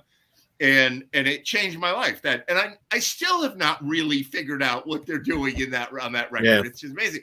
And this is what I was going to say, that when I watch Jeff Beck play, I'm not a guitar player, right? But when I watch Jeff Beck play, and the way he uses the whammy bar, to me, is almost like what theremin people do. Like it is. You're right. He's playing notes on the whammy bar the way that someone plays a theremin. Like he's making it sing that way. And he had so many tricks that I've never seen anybody else do. Every note is a masterpiece. Every note has its own life. His thumb was his pick, and he'd use one finger to do the volume, another finger sometimes to use the tone, and the whammy bar at the same fucking time. And I can't imagine that algorithm that was going through his head. Matter of fact, when we're done, go to my Facebook page. It's a 2-minute video of he demonstrates all those techniques in 2 minutes. Oh, really? Wow. Yeah, it's mind blowing. Yeah. Yeah, I just you listen to him and like he'll play 5 notes and like they're all like people just give up. They learn to a certain level and they're like, all right, I'll play every note like that. And he's like 5 notes are just completely individual. You could build a whole piece of music around each note. And that's Jeff Beck. He's also a guy who was playing in, a Brit band that was basically the entree was blues, like the Yardbirds, that was sort of their entree into what they were doing. And there was nothing that he did that was derivative of, Freddie King, Albert King, T-Bone Walker, like he did nothing. Everything he did was completely original. I was just listening to Shapes of Things, okay? Like the Yardbirds version, not the Jeff Beck group. And he played that solo. They were on tour in 1966. And in January of 66, they're in LA and they record that song. And he does that solo kind of in a one-take-ish kind of thing. All he played was the G string. Yeah. That was it. He played it all on one string, and I don't know if he did it in one take or didn't do it in one take, but whatever. But it was like, that was one of the very first examples of the kind of modality that guys like Mike Bloomfield with Paul Butterfield, got a lot of credit for on East West. And there were a lot of people that got a lot of credit for bringing sort of the Eastern influence into things. But arguably that could have been like the first time that was done. And then, then he does like Over Your Sideways Down. And it's, it's just like, great song. Right from the get-go, this guy, and if you ever go to the Rock and Roll Hall of Fame, and I hope it's still there, because for that solo, he played the 54 Telecaster that he had picked up for that tour, which appears on the cover of the Yardbirds album, Having a Rave Up. And on that album cover, you have a pristine Jeff Beck and a pristine Fender Esquire, like sitting there. They're both in amazing condition. And every time I've been to the Rock and Roll Hall of Fame, I've always looked at that thing. It's given me goosebumps because every inch of the road, every piece of gravel, every road dust is on this guitar, and it's lived the life. But that's where it started. It started back there. It's like he's just he's something else, man. I posted when I first heard about it, I was sad. I really was. And I said, for the first time in my life, I have no idea who the greatest living guitarist is. That's a great call. And most people, I got a lot of responses of yeah, agreement. But I got a lot of like what about? I got a lot of what about? And some very talented players, Steve Lukather, Steve Vai, Satriani. I'm like, none of these guys innovated like this. None of them. None of them. And they're all skilled. They're all great. But they're not in his league. Not even close. I mean, to me, there are literally 2 guys, him and Jimmy. That's it. Yeah. And they're here. I think Jimmy's a stretch, honestly. Oh, that Jimmy. I thought you meant Page. Oh, no, Jimmy. Yes. No. Well, you said Yardbirds. You said Yardbirds. Jimmy Yardbirds. I'm with you. I'm totally with you. Yes. Hendrix. Hey, Dale Allen. Hi, Dale. Hello. Were you a Jeff Beck fan, Dale Allen? Were you a Jeff Beck fan, Dale? Yeah.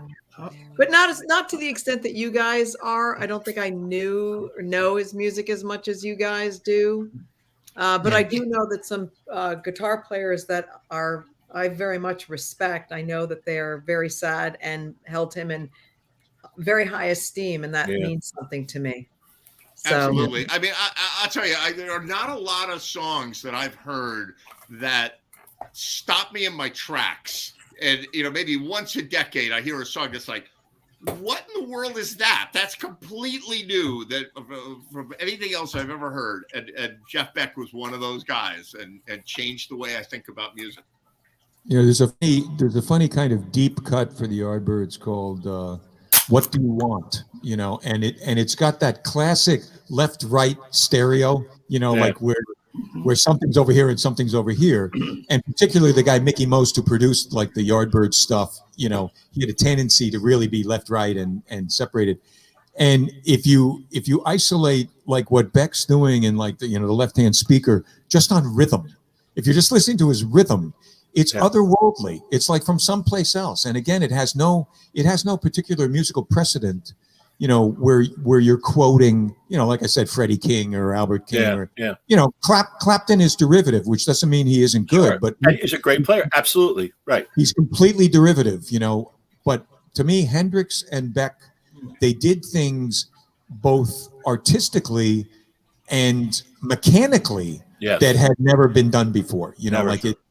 I mean, do you think about it? There's this couple that I know from Rowayne that I've known for a long time. I know them all the way back to like Greenwich days. And the woman, her sister's husband was guitar tech for Jeff Beck. Oh, so wow. we got to go to, he played at the Capitol, and it might have been 2018 or something like this. But he's guitar tech for Jeff Beck, which to me it's being like air traffic controller for Pearl Harbor or something. Like, I don't know what the hell, like I can't imagine. There's a lot on your shoulders, except he was so good he could compensate for anything. But yeah. Well, that was the funny thing, like was being said, when your bass line, and by that I mean BASE, when your bass line for the note is a depressed whammy bar, when that's the bass line, harmonic, like a kazoo, you can sort of go up, down, like whatever. All right, what a perfect segue into Lorenz. He's like standing behind that his theremin. correct. Let's hear some. Gail, have you met Lorenz before? Hello, Lorenz. He plays the theremin, for crying out loud. Oh, cool. Great. Hi, right, Lorenz. That means he likes you, Dale. Do something Yes. for us. Yes. Show Dale the theremin. Flipper. All right, I've got. I'm dusting off my non-holiday tunes, and Blue Bayou caught my ear earlier.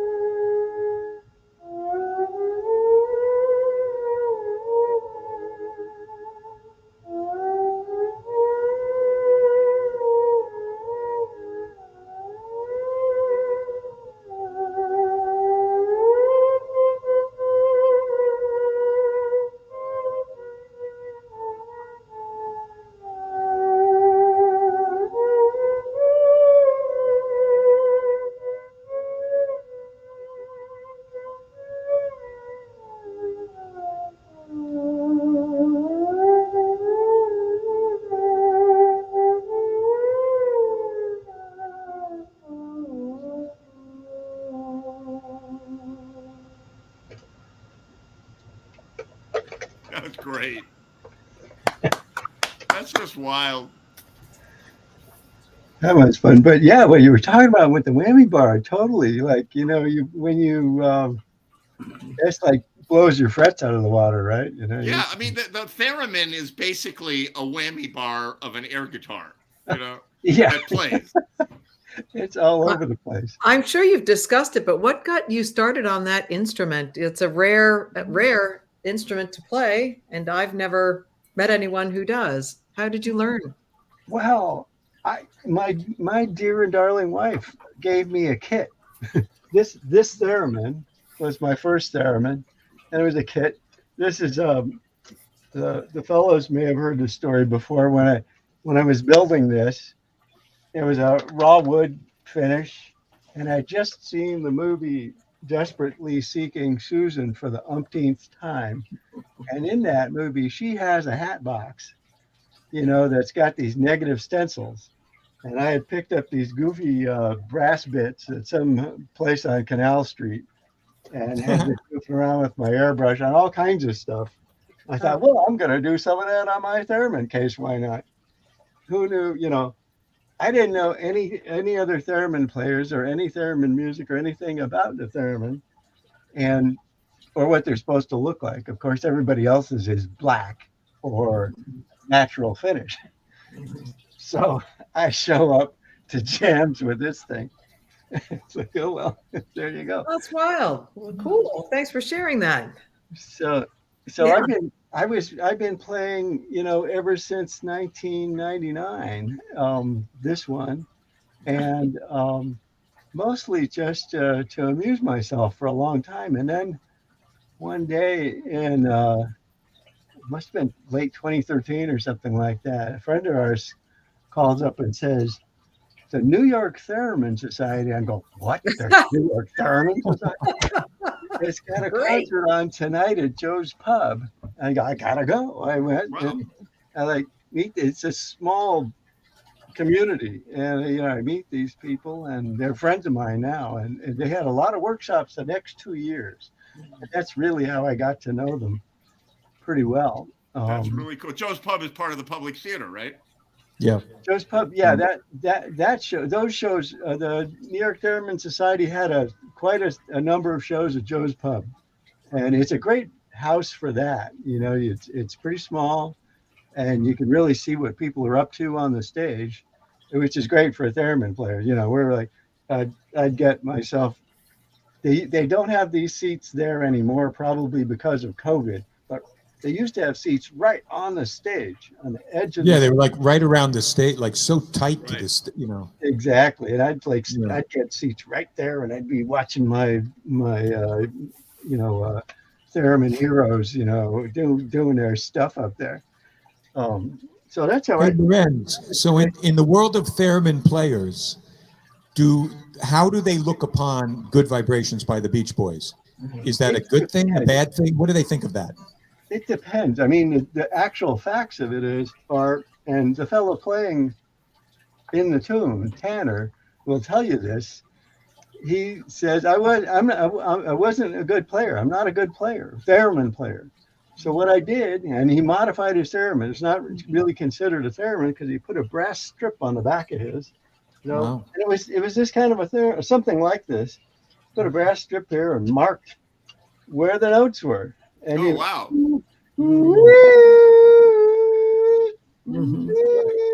Right. That's how he played that. And we just made it work in the moment. And that's cool. That's what he did. I think that's fine. I think that's what happened. Mike Love, actually, those guys are on Sullivan in like uber hippie garb, like, silvery, metallic, long Indian garb. And I think Mike Love plays that live on Sullivan, plays the theremin. Right. Yeah. Now, when you see the revival band, playing, or any of the videos in the recent decades or so, you'll usually see somebody playing one of these. And playing it for real, because now there are a lot more people who know. Actually, there's a French kind of pop and folk singer named Zaz, Z-A-Z, and she plays one. There's a great clip of her with a band on stage at this incredibly crowded event. Looks like it's 100 degrees because they're all sweating like crazy. And she gets up and does a solo on it that I think you would find very credible. I'll send it to Ed. He'll send it to Ed. I like the training wheel thing where, like, now because I have a theremin, but like, it's like I don't dare, really take it seriously because the amount of time I have to put into it to learn how to actually play it. Pedal steel. You got a theremin? I've got a theremin, right, which is a little harder to control, right? Well, get a prescription for that, or it has the disadvantage theremin of being a little tough to set up, to calibrate. Once you calibrate it, it's also a little bit fickle, so it can go in. Right. After I met you, after I met you and you were on the show the first time, I actually pulled my theremin out. I set it up on a tripod that I have, and I calibrated it better than I ever have. And I was like, oh my God, this is like easier to play now. And but still, like, I want to take, like, I don't know about brass, but I want to take a piece of paper and like span it across the room and show me where I put my fingers to play different things. Like it's not gonna. Here's why it's not gonna work. Unfortunately, the way the instrument works. Yeah. You just never. It's not consistent, and it can't be because the air between your hand and the antenna is part of the circuit. Yeah, your body is part of the circuit, right? It's a resonant circuit using inductors and capacitors. So an LC circuit, and you throw a little bit of juice in there, and the electricity bounces up and down like a spring. And your hand is a half of a capacitor, and the antenna is the other half of the capacitor, and the air in between is the dielectric, which is a kind of insulator. And it, it's not very conductive, fortunately, but it is slightly conductive. So you get this, the capacitance effect can happen across it. It's a good insulator. Anyway, if the humidity changes or the temperature changes, I mean, I've set theremins up like for an open mic, and I get there ahead of time, and so I can like sound check, and I'm okay in there because I only got 10 minutes up there, so I want to get it all work. But by the time my 10 minutes comes up, people have showed up, and they're like breathing and stuff. And there's moisture in the air. Friggin' people breathing. Well, that's fascinating. That really is. It's such an interactive instrument. It's almost like dancing, and it's almost like, or almost like Tai Chi, or if you were doing some sort of martial arts with another person, where you had to just be very aware of what the other person is doing, what you are. It's interactive. It's kind of organic, like dancing, because it's just not precise, and everything changes, and then you would have to be aware of if your hands are actually helping to produce the music. Right. Lorenz, does anybody do that? Does anybody have like two people on one theremin? Have you seen that? I'm sure you can do that, but it effectively, whoever's got a body part closer is going to be in control in the moment. That's actually illegal in 4 states, I think. Well, it depends. If you're gonna, that's interesting, Ed. Actually, that's cool. Where you can have people choreograph a dance where they're playing the different notes. I don't know. Truly, well, some of the players, a lot of possibility there. But then we have to take it down into the toilet. We're like, well, the person closer is obviously going to be the guy, right? Well, some of the players, Doran Chrysler. What's this wee shit? Normally you. Today. Chrysler gets really dramatic with her swoops and swirls and stuff. And I have such a feral style anyway. Nobody else plays the theremin the way I do. Feral style, that's great. I didn't know anybody. No, you play it kind of weird. You play it like sort of sideways. It's odd how you play it. Okay, the typical theremin player, for one thing, is going to have their theremin up here. Okay, and they got their theremin up here, and they're da da da da da da da da da. Okay, a couple of reasons. One is, play that. at some point I figured out that can get really tiring.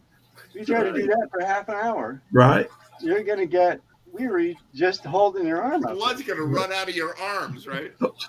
Yeah. So, I can make these motions down here pretty, with a lot less effort, So it's the lazy man's theremin method. But there's another reason why I like this.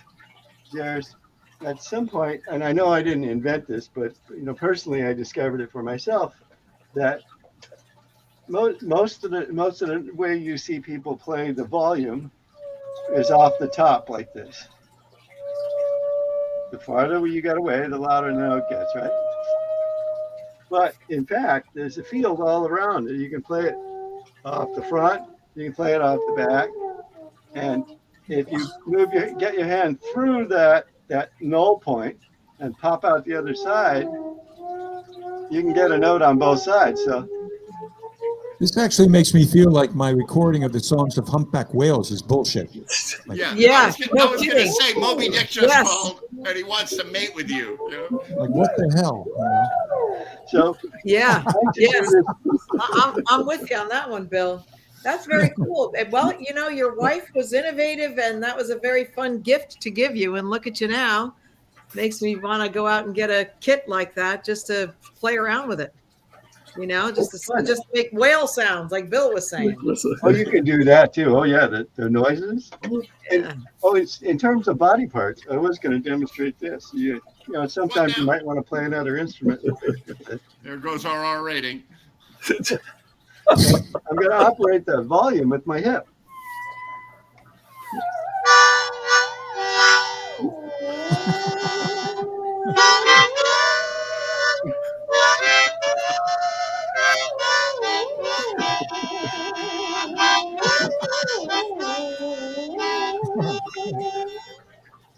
Wow. It sounds like a guy playing the harmonica and a woman trying to get him to stop. Wow. I didn't have a minor key harp at hand, but it gets really, you can really get some impressive minor key stuff going on. It's, big, sad sound, swoopy things. Yeah, good for Halloween.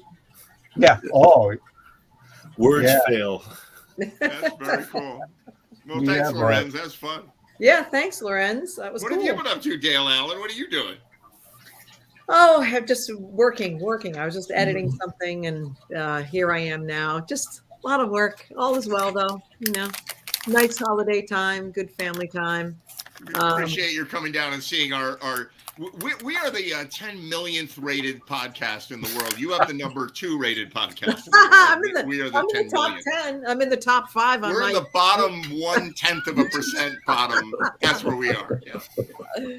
No, just been doing all kinds of things. I mean, 2022 was a nice year. It was a good wrap up. A lot of creative projects, which is nice, between the writing and the podcast and the film and the independent film festivals and those awards. That was satisfying. But I also do a lot of work in business development. So, and that's pretty cool. A lot of it's renewable energy and breakthrough energy. It's very exciting, actually. So I've been working a lot on that. And I'm happy to be a part of something that is revolutionary in terms of the way we get our energy. That's great. And are you traveling a lot still? I was just down in Charleston, South Carolina. I didn't travel a lot because of the COVID. Before that, I used to travel a lot, but it seems like it's coming back now. So I was just down in Charleston. I'd never been there before, but we were there for a think tank meeting about launching this company for this energy source. So it was cool. It was nice. It was nice to be on a plane. It was nice to be at a business meeting. It was nice to be working with people in the same room. You know, it was great. It really was. It was awesome. Well, it's nice to see your smiling face. Are you performing or singing at all? Yes. That's been really fun. I've been singing with a group of people. Some of them are Westchester based, and they kind of tapped into me, and it's been a really nice creative release. And so even on New Year's Eve, I performed on New Year's Eve, and that was a lot of fun. And it's a nice way for me to spend that evening. It was a pleasure. Did a featured set down at the Horseshoe, Brad's, and that was really, really fun. I love that because I'm able to pick songs that I truly love. And then musicians that came in and were willing to learn those tunes. I worked with a fellow, Brian Starenko, who I've never worked with before. Oh, I know Brian really well. Yeah, he's great. He did a super, super job. I asked him to learn Yellow Ledbetter by Pearl Jam. Yep. And he did. He did that for me, and he did a great job. And very there was tasty player, very sensitive, tasty player. It was super. It really was. It was very, very satisfying. So yeah, doing some singing and always welcome more. It's also nice if I go out and a band is playing and they ask me to come up and sit in on a song or two. That's very satisfying. It's really sweet, really fun. So I've been doing that too. Very cool. Nice. Glad to hear that. Yeah, I'm thanks. glad to hear it. All right, Bill Noman, play us a song. Bill Noman, before the show, he said, could we play some music during JMTV sometime? Do you think we could play any songs ever? Occasionally, like when we get like deep inside our bubble, it's like a filibuster here. Exactly. Nothing will get done in this Senate until we play.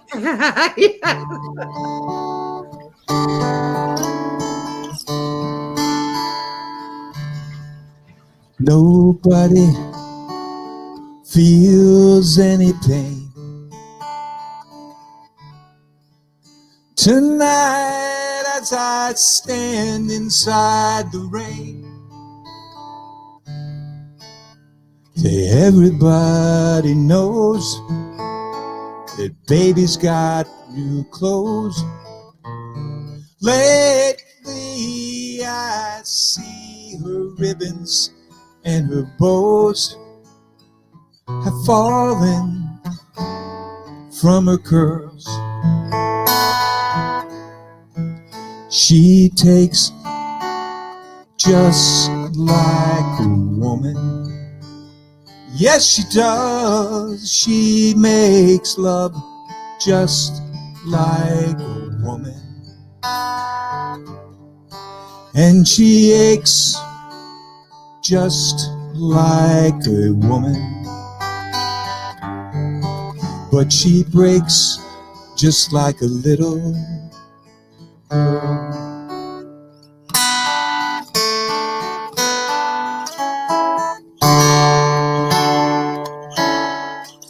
Well, Queen Mary, she's my friend.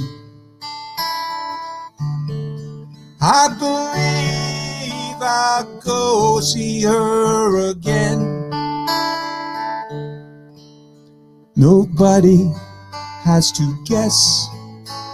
The baby can't be blessed till she finally sees that she's like all the rest, with her fog, her amphetamines, and her pearls. She takes just like a woman. Yes, she does. She makes love just like a woman. Oh, she aches just like a woman, but she breaks just like a little. Well, it was raining from the first, and I was dying there of thirst, so I came in here.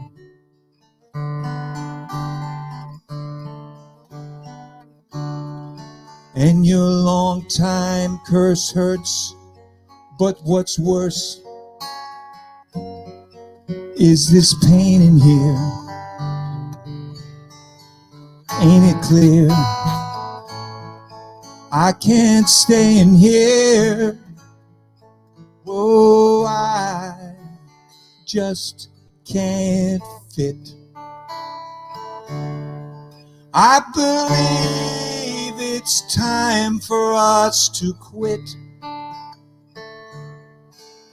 And when we meet again, introduced as friends, please don't let on that you knew me when I was hungry and it was your world.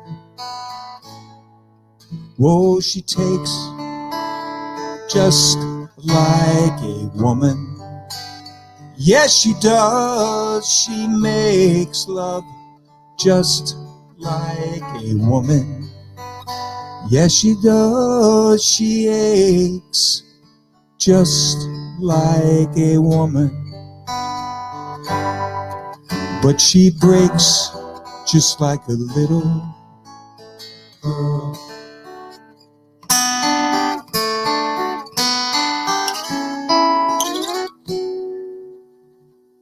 Or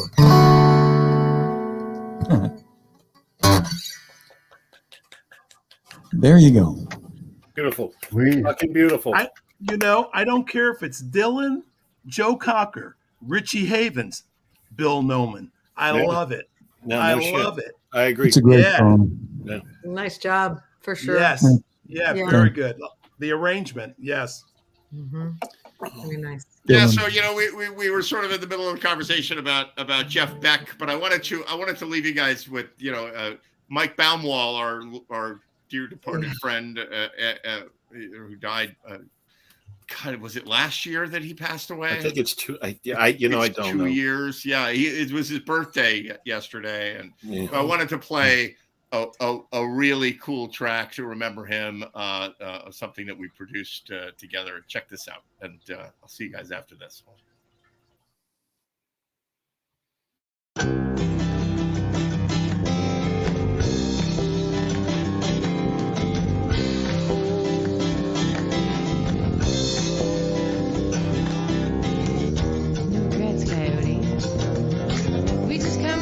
Different sets of circumstance. I'm up all night in the studios, and you're out.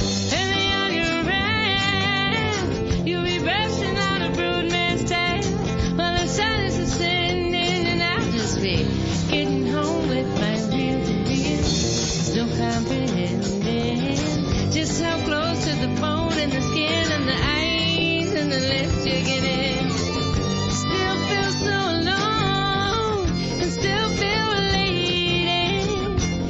vacations and some really all-nighters. Hitting and driving, no, racing away. You just picked up a hitcher, a prisoner of the white lines on the freeway.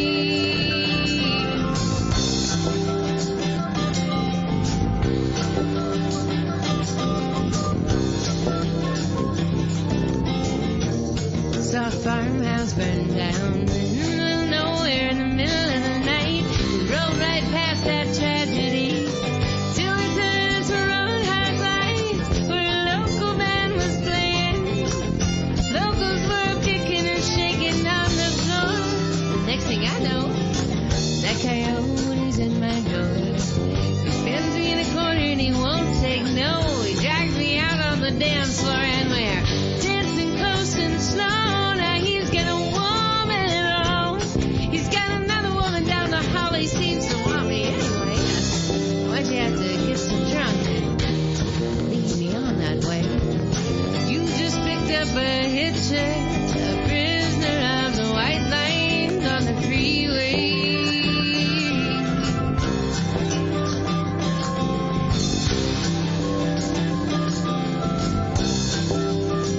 I looked a coyote right in the face. On the road to Valgenda, my old hometown, he was running through the whisper weed, chasing some birds down, and a hawk was playing with him. Coyote was jumping straight up and making passes, the same eyes just like yours, under your dark glasses, privately probing the public rooms, peeping through keyholes and numbered doors, where players lick their wounds and take their temporary lovers and their pills and powders to get them through this fashion play. No regrets, coyote. I'll just get off of the way. You just picked up a hitcher, a prisoner of the white lines on the freeway.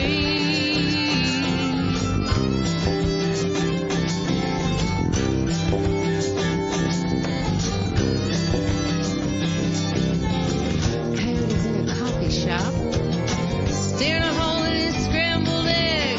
He picks up my scent on his fingers as he's watching the waitress's legs. He's too far from the Bay of Fundy, from Appaloosas and Eagles and Tides, his air-conditioned cubicles, and the carbon ribbon rides are spelling it out so clear.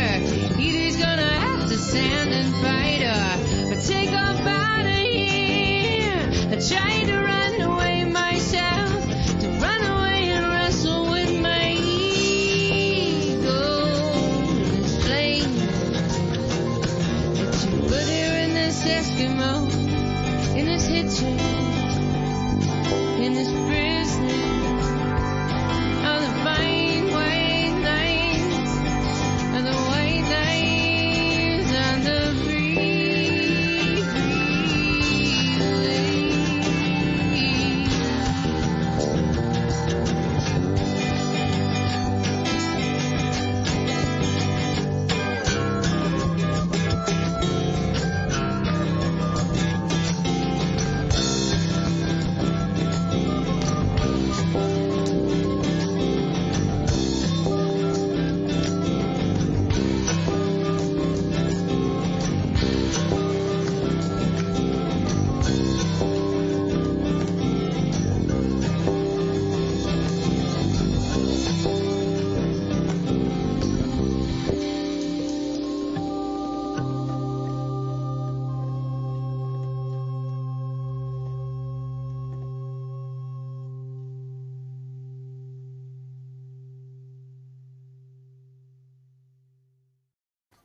Damn. Yeah. That, That is, Randy. yeah. Randy, you freaking working it, killed brother. that, man. Oh, thank you, man. Working it. Were you Yeah. kicking up? Were you the one kicking up those harmonics like 7,000 times in a row? Yeah, that was Jocko shit. He intimidated me. He's like, "You ready for a challenge?" I'm like, "Yeah, Mike, I'm ready for a challenge. Yeah, what do you got?" He's like, And did you "Coyote." play I'm like, "Fuck!" But did you play those as a separate track or did you play No, live, man. God. I just played that song with Holly. I did a gig with Holly last Friday, and we did it live. I didn't bring my fretless, but we did it live. Yeah, and she delivered like she always does. Yeah. Yeah, no, those harmonics are live at the same time. Crazy. It's also such a great album. I mean, it's such a, I like that one, and The Hissing of Summer Lawns. I play a few things from that album too. It's like someday we'll all play together somewhere. Somehow. Yeah, someday. I love Jimmy Mitchell so much. I love the album Hajira. I love the song Coyote. Of course, that was an incredible production that Michael put together. Every musician did a superb job. Yes, Randy, you for picking up. Really. That was an accomplishment. You were wise to say yes to that and to take that challenge on. You did a super job. I'm so glad. Everybody. That was one of the best things about Mike, is he was a tyrant, but he was a lovable tyrant, but he was a fucking tyrant. Like do it. Are you done? Yeah. You said take my time. Yeah, it's been 48 hours. What do you mean, Mike John? No, that's a leader. He did a great job. I've got 40 failed tracks that I buried. But his view was, because he and I used to talk about this. I'm like, what else are they doing? They're sitting home. They're not. Yeah, right. Actually, he was kind of right. It was the reason these happened is because of the pandemic. Yeah. So we were sitting at home. He was right. Yeah. That's just a beautiful, beautiful video. Beautiful job by everybody on that. I'm so proud to be a part of that. Yeah. Everyone. Should be. Yeah. Yeah, I almost said those were the days, but like, right. Boy, no, not really. In one sense, they were, but of course they were not. But those were not the days. I don't want to go back. There's something so precious about the whole thing, and I'm not complaining, and have a lot of fond memories of the whole thing, but I don't want to go back to it. Hell no. For sure. Where you were playing that, I was just singing along. I love that song. Thanks for playing that. Yeah, pretty good. And for those of you who don't know, like Lorenz, we used to do these videos. We did like 50 of them, and different production crews, different people on them, and we did them like they were going out of style. Like we did them 2 a week during the pandemic. Yeah, 3 a week. We had production companies competing against each other. We'd have people on the show. We were all sitting at home. We wanted to feel. All of those tracks were recorded at home separately, listening to backing tracks. Yep. So nobody heard anybody else. And not only that, we required people to film themselves while they were playing the actual track. So it's not like we made a music video later. In almost no cases we did that. A couple of times we had to shoot something sync because. Did it start with like a click track, or how did it? I mean, when I've never done the Zoom music thing, but does it need a click track? The way it worked was a lot of people do this kind of thing, but Mike and I developed a procedure for doing this, and the idea is, I would in the beginning, I didn't do the Coyote track, I wasn't on that one, but in the beginning, I would create, like Mike and I would talk about what we wanted to do, and then he would send me the track, and then I would take the track. Very often the studio recordings don't have a metronome, right? They're a little free form, right? And so what I would do is take the original track in many cases, and I would force like rubber bands. I would force it onto a metronome, and then I would play the metronome. And it sometimes wasn't just a metronome. Sometimes it was a metronome that went right, like a little drum track that would help you get into the groove of the tune. And then I would on many of them, I had a vocal track, like what I call the conductor track. And I would say, okay, horn section, you're going to come up in 4 bars. It's going to go ba-da-da-da-da-da-da. And I would go, man, here. And I would say it, and people would hear it in their earphones and go, oh, that's where the horn thing, because to make it through the whole thing and play all the horns right, especially when you didn't have a horn section around you, it was individual people playing. And then, of course, there was a lot of post-production editing, getting everything to fit nicely together. And we put way too much time in this stuff. And then, like you said, Mike was a tyrant, right? Yes. And so at one point, like we were a year into doing these things, like a lot of them. And he would be like, all right, this week we're doing this one and this one and this one. And they were never easy songs. This wasn't like, we'll just get a lot of easy stuff out. They were always hard. Yeah. Well, what I really appreciate about what he did too is that the song selections were deep and awesome. Like nobody plays Coyote, nobody plays Shanghai Noodle Factory, which to me was another one of my favorites. Yeah. And Holly just killed the crap out of that one too. It's such a good song. The first one I did was was Blue Sky. And that started off with just a click track, like click, 2, 3, 4, click, 2, 3, and you go into it. I forget what I don't think I had. It was with Eric Rabaska singing lead vocal, Carl Troutman, Mike. I forget who else is on it. But it goes into this long lead section, and I always lost count. I didn't have the leads, so I just had the drums. And so I had to enlist my son, who would look at the visual of the bars, as this thing, and you could see a quiet section, and then this explosion. And like I would have him wave to me when there's 4 bars to go, or like, it's coming, Dad. I had headphones on. I kept blowing it. I wasn't coming back in at the right time. I'm like, I don't know when to come back in. Jesus Christ, there's no markers here. And it came out great. He made it work. You too. You too. You knew what to do. Yeah, it was quite a production exercise. About a year into it, I had an argument with him, and he was like, "We're doing this one and this one and this one." I'm like, "You gotta slow down. Like, I've got nothing going on in my life except these 40 hours, 80 hours of editing and doing audio tracks." I'm like, right. And yes, he was not kidding when he said 40 takes. Like, sometimes you'd get almost to the end and you blow the ending, Totally. And you're like, we have to go back to the beginning and reset everything. Was Michael at all aware of his? I mean, was he aware of anything in terms of his fate? Did he know anything about that? Was that a surprise? No, he went up to see his family in upstate New York. He spent a week with them up there. They stayed up there for a week. He drove home so that he could work. And on his way down, he called me on the phone on the way down. I missed the call. And Me too. You too, right? I remember that. He called a bunch of people, which was odd because he didn't usually just call to shoot the shit.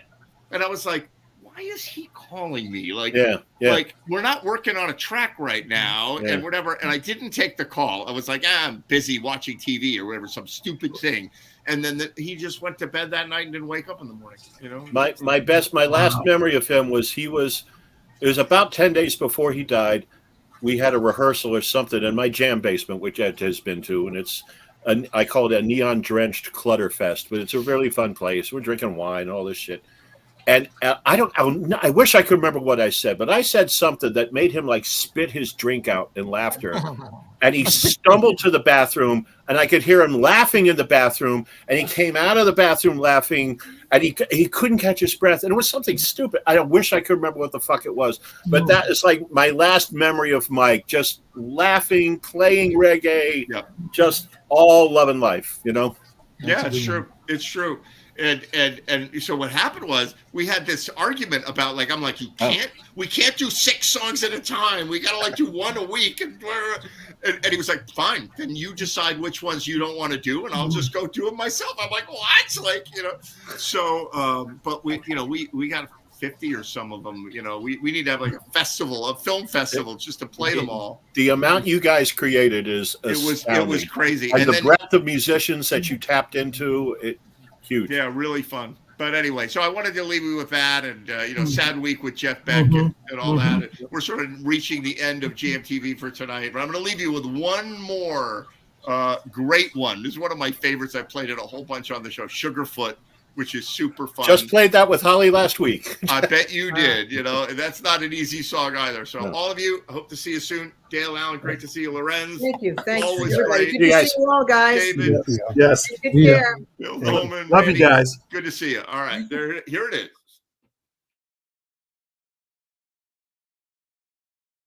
Sugarfoot called me last night. Said his girl called him.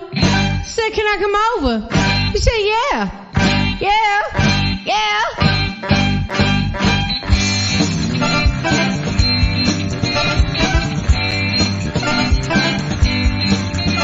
So she called him on the telephone.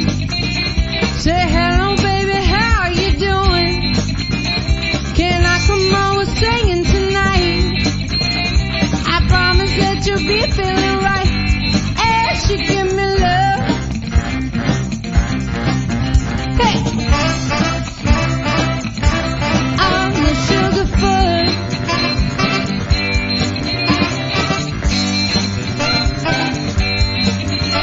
She come on over knocking at my door. I went downstairs and let her